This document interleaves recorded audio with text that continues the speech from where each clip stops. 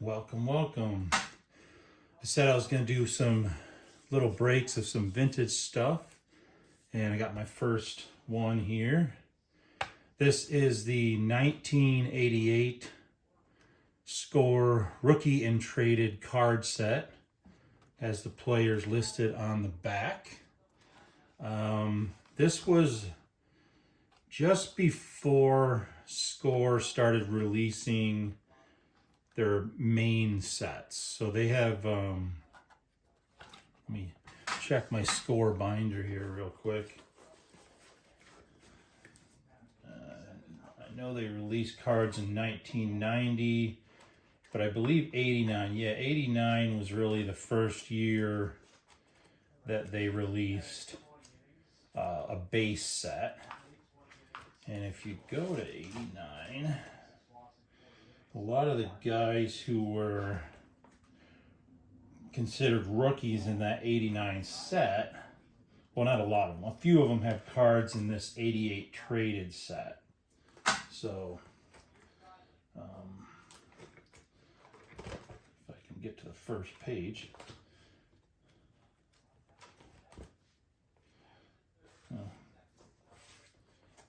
So there's a lot of 88 wasn't the greatest year for as far as depth. Ooh. Excuse me. 87 and 89 were probably better years for draft or rookie classes, but still, this comes with the complete 110 card set, and you get what they call 10 Magic Motion trivia cards. So back then in 88, Magic Motion was kind of like what you saw in Sports Flicks cards. They look like this. Do you remember? And if you turn it this way, it says Great Moments in Baseball. Do you remember? We got April 15th, 1947, Ebbets Field. October 3rd, 1947, Ebbets Field. October 4th, in 1948, Fenway Park. August 18th, 1951, in Sportsman's Park. And then we have a Polo Grounds, 1951, October 3rd. Yankee Stadium, 1956. 1959, County Stadium, October 13th, 1960. October 1st, 1961, in Yankee Stadium. And then Fenway, October 1st, 1967. So then on the back, it tells you a little bit about what happened. I'm not going to read it, but if anybody's curious and want me to read one, I will on a future video. Matter of fact, I'm going to put them right there on top of my 3 sealed packs of Donruss pop-up puzzle and cards. 35 cents. So, I never opened those. So let's go ahead and look at what comes in this set. The chase card that I would be looking for, the one card that really made me want to buy this set, is Mark Grace, my man, right here. He had a rated rookie card came out. That's my favorite Mark Grace card, the 88 rated rookie. But his first card for Score was in, because he did have a Score card in the 89 set, but it wasn't his first card. His first card for Score was in this 88 rookie and traded set. So we'll go through these. Mark Grace is the guy that I'm looking for. The other 2 big rookies, I guess, in this set are Roberto Alomar, and probably the most valuable one would be Craig Biggio. A lot of the cards are going to be just guys who were traded during the year or something. So we got a Jack Clark, Danny Jackson, Brett Butler. I'm going to go through some of these kind of fast because you're not going to know who they are anyway, most of you, except for my old school folks. I'll touch on any one that I might have something to say about. Here we go. We got a Kirk Gibson. Kirk Gibson, I believe, has passed away. Don't spread that rumor because I'm not sure, but I know that he was battling some health conditions. He was a broadcaster for the Tigers for a while. He was really good at it too. But I'm going to go ahead and put Gibby up there. Gibby's most known to Dodgers fans. I believe he was the last one to hit a walk-off home run in the World Series when he finished his career out in L.A. But Gibby was always a fan favorite in Detroit, and so this is his 88 traded card, which would be, as you can see, he played for the Tigers, got traded to LA. So this would have been the trade that sent him to the Dodgers, and he then would go on to be like the World Series hero for them that year. And I remember him rounding the bases after he hit the home run. He was all super excited, but he was also kind of limping because he had hurt his leg or his knee and could barely run the bases. So there's our first grandpa telling you a story from when he was young, a segment of the video. Here's a Goose Gossage, guy that everybody remembers, had the big chops, mustache. He was with the Padres. That's what I remember him from, but he did play for the White Sox and the Yankees before going to the Padres and then eventually to the Cubs. I want to say he's in the Hall of Fame now, but I'm not sure about that. Again, don't spread that until I've confirmed.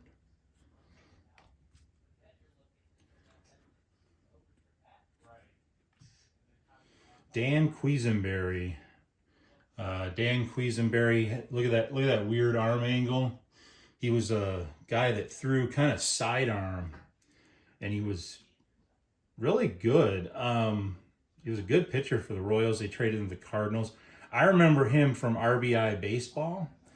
A lot of you youngsters aren't going to know what that is, but it had a theme song that went ding, ding, ding, ding, ding, ding, ding, ding, ding. And that was a Nintendo version of baseball, little pudgy kind of cartoonish characters hitting the ball around.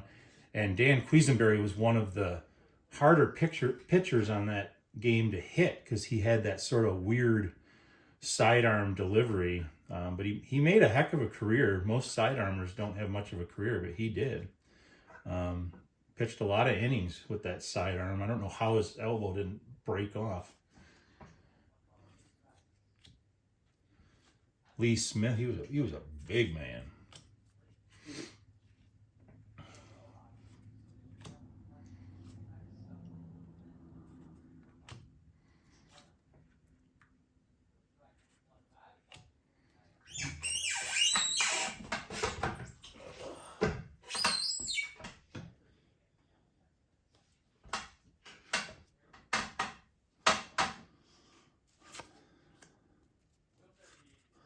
Greg Nettles, who spells his name like Craig with a G.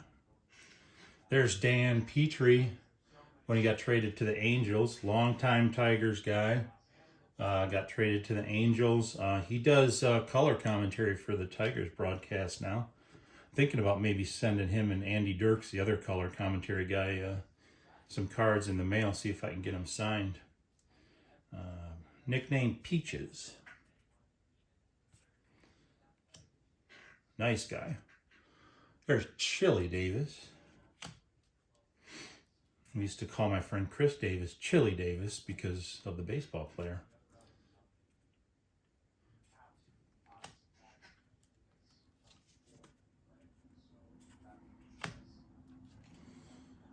Mickey Tettleton. This guy I remember because he had the most insanely large forearms that I had ever seen. And I think that was probably because he was taking steroids, but I don't know for sure. I wasn't there, so I'm not going to cast aspersions, but he he had just immense forearms. I don't know if you can tell from the picture. He kind of had the same build as like Mark McGwire. He almost had like a football player build. Everything on him was big. His thighs were big. His calves were big. His biceps were big. He was just a big guy. Or I should say a very muscular guy.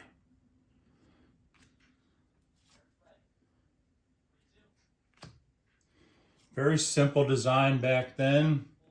These ones don't look too terribly miscut either, so I kind of like that.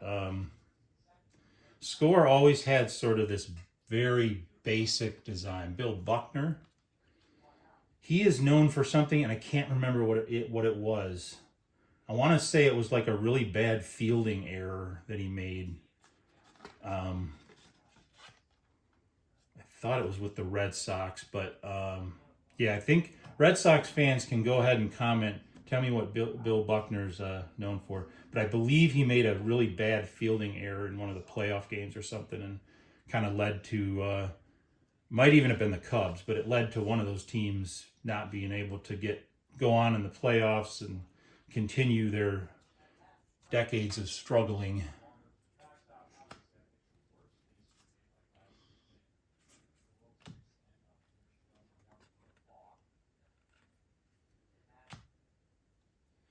Now I think the rookies are towards the back, so we'll be able to see some of those rookie guys. But I think the first half is like the traded guys, and then the second half is the rookie guys.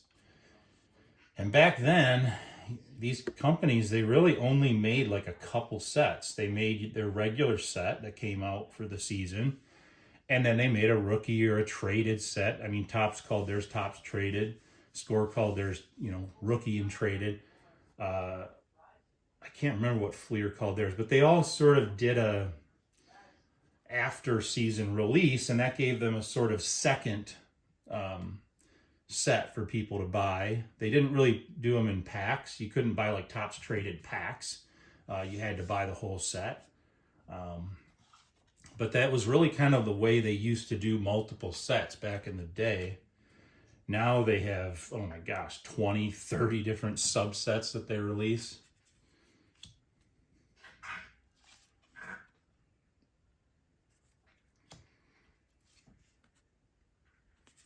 But on the back of these,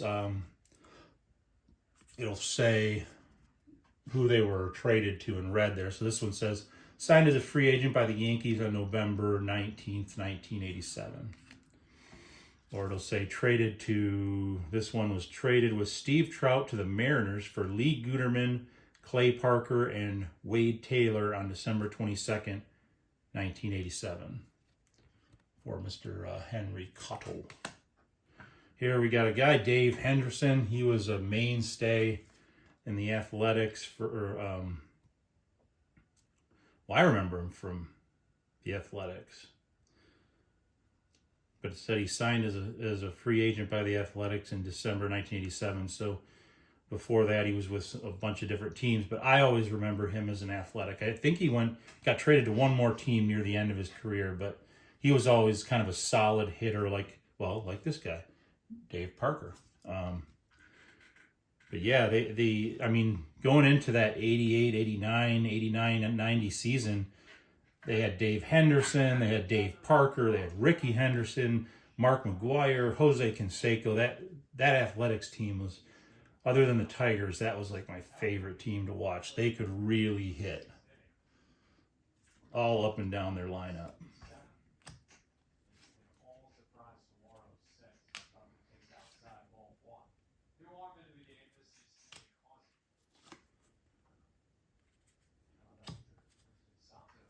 Don Baylor, another one. Man, not want to be the pitcher pitching against that team. You're looking at Ricky Henderson at the top of the order. God forbid you walk him, he'll steal 2 bases. And then you got Jose Canseco, Mark McGwire, Dave Henderson, Dave Parker, and Don Baylor all Although they must have not been able to start all those guys at the same time, because I think most of those guys ended up playing first base. I don't think they were, I mean, with the exception of Ricky Henderson, they weren't known for their defensive prowess.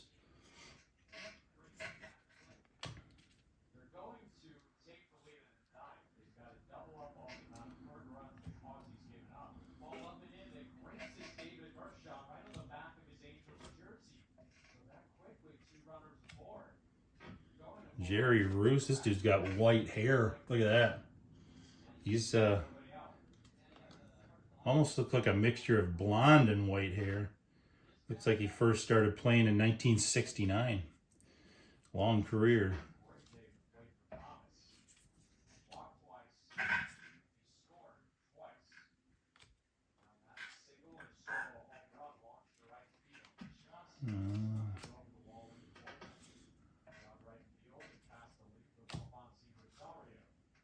Oh, that guy's. He looks like the little kid in Bad Santa.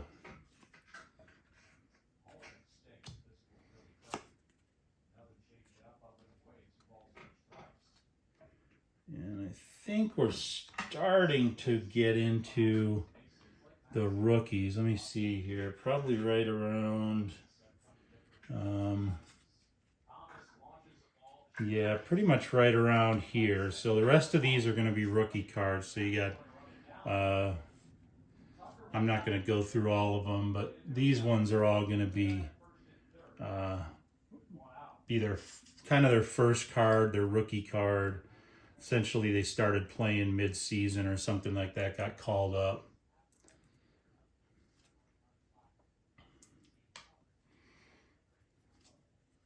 Brady Anderson, he played for a long time. Jeff Montgomery played for a long time, pitched for a long time.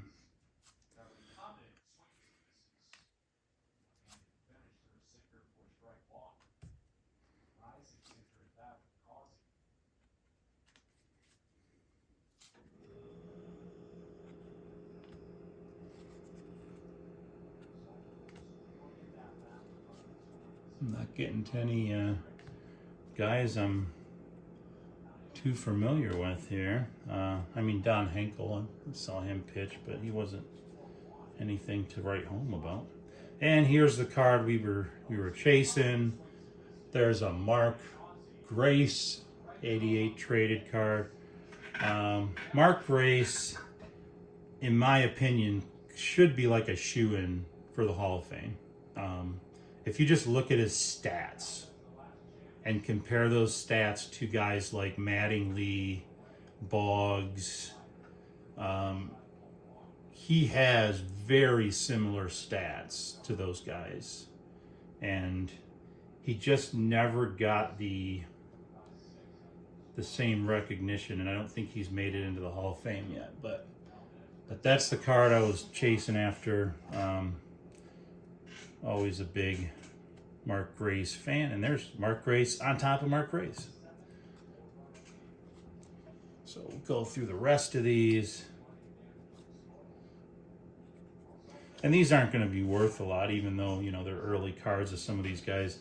This was back when cards were very mass produced, so a lot of these out there.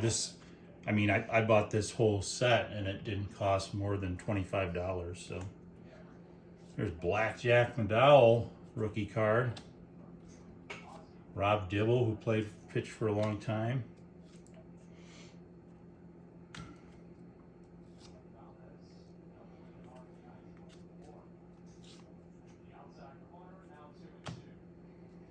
Todd Stottlemyre, good pitcher for the Blue Jays.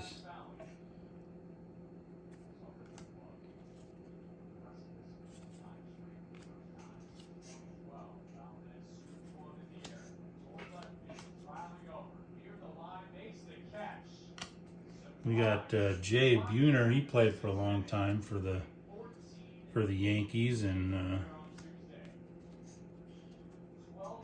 Yankees fans probably remember him. This is a rookie of Al Leiter. Some of you may say, "Oh, he's got the same name as Jack Leiter." That's Jack Leiter's dad. Al Leiter had a decent career. Played pitched for the Yankees for a little while. Pat Borders was a good catcher for the Blue Jays. Chris Sabo, one of the rare guys to wear like the glasses while he played. And there's Walt Weiss. Yesterday, Walt Weiss was named the head coach of the not Minnesota Twins, Atlanta Braves. I want to say. I think it was the Atlanta Braves. I actually got an autograph of Walt Weiss at a sports card show. Him and Jose Canseco were signing autographs, and I had him sign one of my 1989 Donruss cards. He has a really cool signature. I don't know what I did with the other autograph, but anyway, I remember I must have traded it though, because I don't have it anymore. But maybe I can get the manager Walt Weiss to sign one of his cards. Here's probably the most valuable card in the box, and it's not going to be worth even $5 probably. But this is Craig Biggio, future Hall of Famer. That's his first card. And then the other card, besides him and Mark Grace, that's worth a little bit of money. I mean, $2 or $3, but is Roberto Alomar. That's his first card, and I believe he also went on to the Hall of Fame. I believe. Don't quote me on that.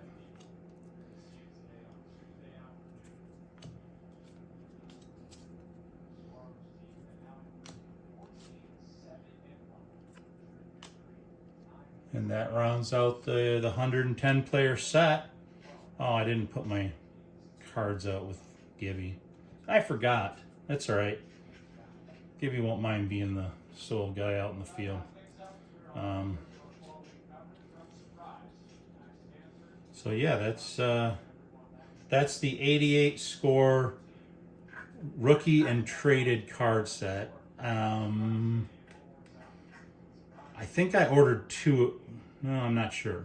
I ordered two of these little sets. This was one of them. There was another one, but I can't remember if it was 86 Sports Flicks or might have been.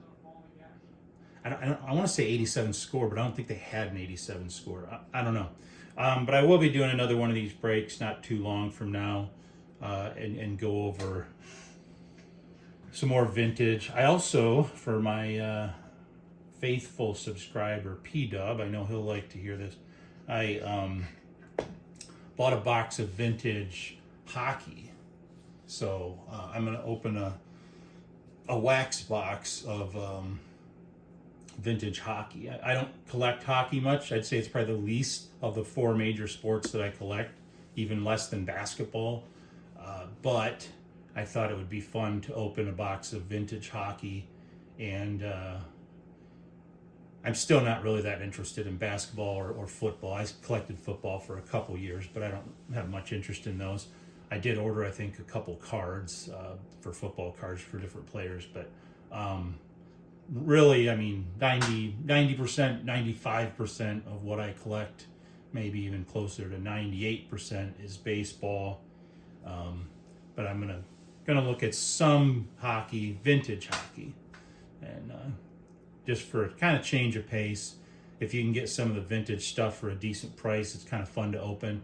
I know some of my subscribers are into the vintage cards, so I think they'll like that video as well. So for the youngsters, it's really just looking at what your dads and uncles probably collected. Fortunately, I'm not old enough to be your grandpa per se, but getting there.